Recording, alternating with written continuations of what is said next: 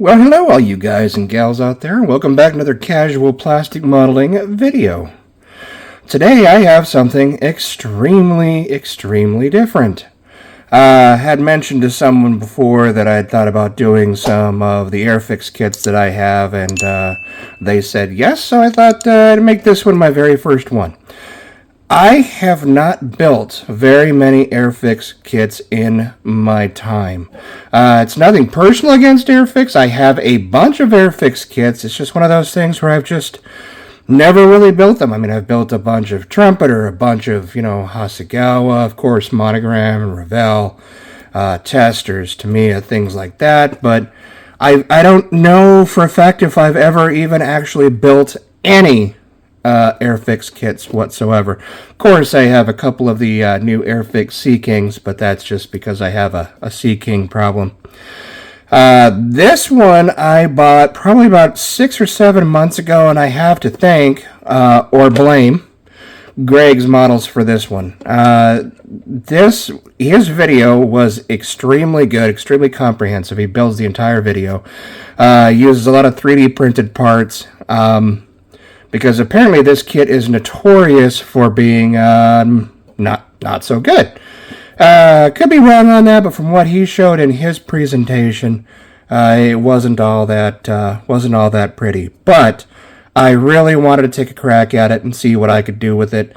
I'm going to build it literally just from the box. Hopefully the decals or decals are good in it. This particular issue is from 1976 via Scalemates. However, this was first issued in 1959. So this has a lot of places where it has obviously been hand-tooled, which is fine. I mean, again, I don't care. That kind of stuff doesn't bother me.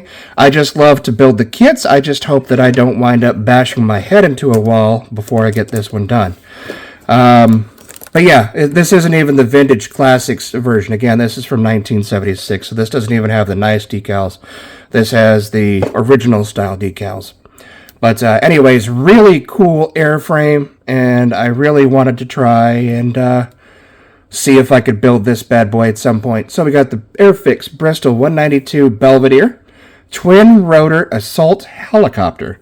As I understand, the molding for this is actually for the prototype version, which is fine. I mean, again, I'm not going to get all fancy with it and super detailed like Greg did and do all the 3D printed stuff, just from the box. 172 scale model kit. For best results, use Airfix adhesive and paints. Suitable for ages 9 years old to adult. And, of course, there is the Airfix Products Limited address. Says here 1975. Let's see, what do we have here? I haven't looked at that small little sticker there. Decals, transparencies, and box made in England. Kit made in USA. Oh, okay, interesting. Didn't know that either.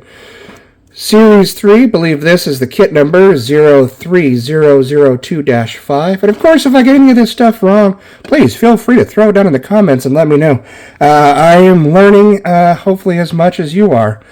I learn something new every day, and that, honestly, to me, is awesome. Markings are supplied for a Bristol 192 of the Belvedere Trials Unit, RAF Odeham 1960. Yeah, so there you go.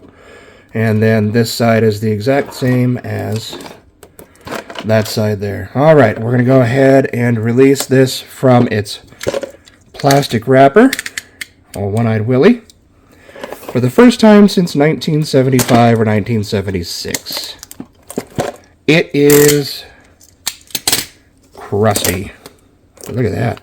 That is some thick plastic. This is kind of exciting.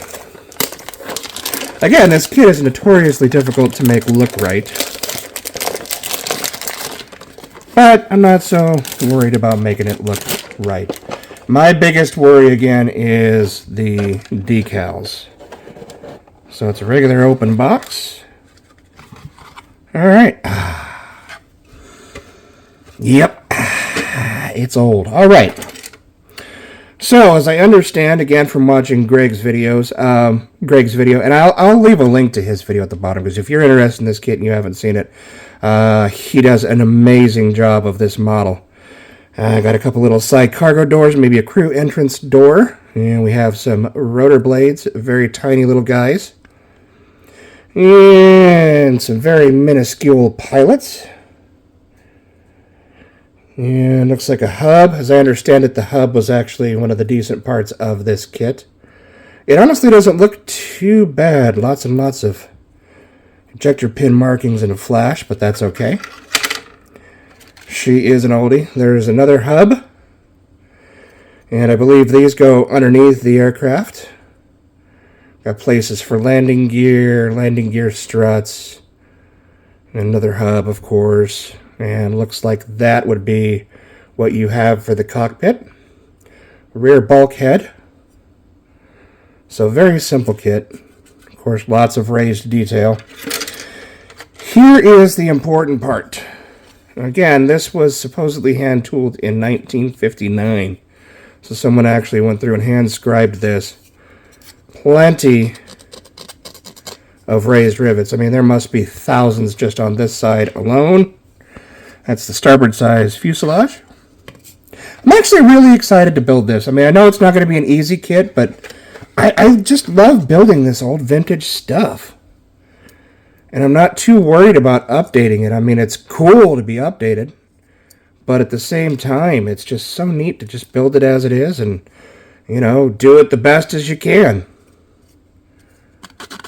Port side, very similar. See how these line up. And definitely some warpage going on, but that's okay.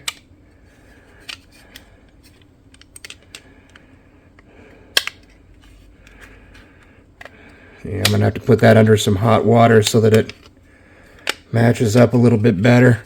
But I mean, if you even look back here, I believe this is an intake. Intended to be an intake for the rear engine. Probably that as well.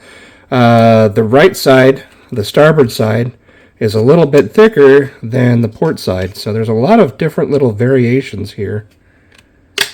You definitely know that you're looking at a hand designed kit. But it doesn't look too bad, honestly. It's a nice little kit. Yeah, he's definitely gotten me interested in the old 172 scale Airfix kits. Fortunately and unfortunately.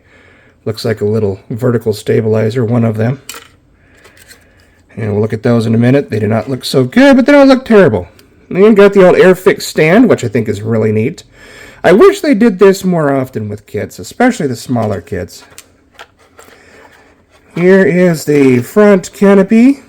I know this is one of the biggest complaints of this kit, because this window here is supposed to be solid, but of course, since there's two halves, there's going to be a seam visible.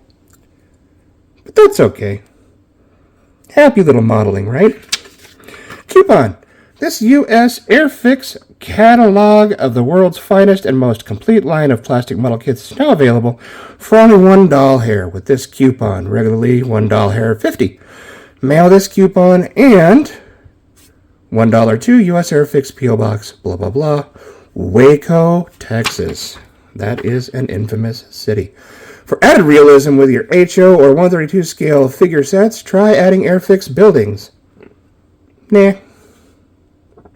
Very cool, though. Looks like another vertical stabilizer. Here is our instructions. And, of course, it has a very detailed history of the 192 Belvedere. I feel like I'm going to destroy these instructions. Alright, so number one is putting the hubs in, the two halves of the fuselage together, and of course the windows. Oh, that's what I wanted to look at. That was something else that was mentioned too, is a lot of times these windows aren't so pretty. These look pretty decent. I never should have looked at them under the loupe. But they're not bad. I don't see any bubbles in them or anything like that. Alright, number two is vertical and horizontal stabilizers, and whatever this thing is, if you guys know what that is, let me know. I'm sure Greg mentions it, but I don't remember. And got your rear landing gear. Front landing gear, there is where the bulkhead goes in, plus your pilots. That's number 7. I skipped ahead. Let's go to 5. Front pieces, of course, you can have the door open, though I'm just going to have the door closed because there's no detail in there. The most detail you get, of course, is the cockpit, and there's not much there, as you can see. But it is a small 1/72 scale kit. Canopy and bulkhead going in, and of course the front canopy, and your rotor blades. And there is your diagrams for exterior painting and your decals. For painting, use Airfix paints. For fixing, use Airfix polystyrene cement. Never used Airfix polystyrene cement, just the old Tester's tube glue. And then, of course, now I've graduated to the 419 different types of Tamiya glues, which I love. All right, here comes the scariest part. Let's see if I'm going to be able to use these decals. Honestly, they're not bad. They're yellowed, and I'm going to have to test them to see if they're going to just absolutely shatter when I try to put them on the aircraft, but they don't look bad. They don't look bad at all. Let's see here. Let's give them a little stress test. They don't look cracked at all. They look nicely in register. The colors look good. I mean, again, if I would have got the vintage classics, it would have came with the brand new decals. Is it Cartograph, I believe, does the decals for Airfix now? Don't quote me on that, though. All right, so overall, this looks like a fun little kit. I'm kind of excited to build it, which Lord knows when that'll happen, but I do definitely want to build this kit. Again, Greg's Models, thank you for opening my eyes once and for all to the world of the old Airfix 172 scale models. I have a bunch of other ones. Let me know if you guys want to see me unbox those as well, or if you want to keep me going on with the monogram kits, the old vintage monogram kits, or anything else that you guys are interested in seeing. Let me know, please, because again, I really want to build up this channel. I'm having a lot of fun with it. And on that note, of course, if you haven't subscribed yet, please go ahead and do so. It's greatly appreciated. Thank you to everybody who has actually subscribed lately. It means a ton to me. It really does. Tick the bell to get a notification every single time that I do upload a video. And throw it a thumbs up if you liked it. And, you know, if you didn't like it, let me know that too. The comments go directly to me, and I do answer all of them. But yeah, so next time, guys, love you all, God bless, and we'll see you soon. Happy modeling.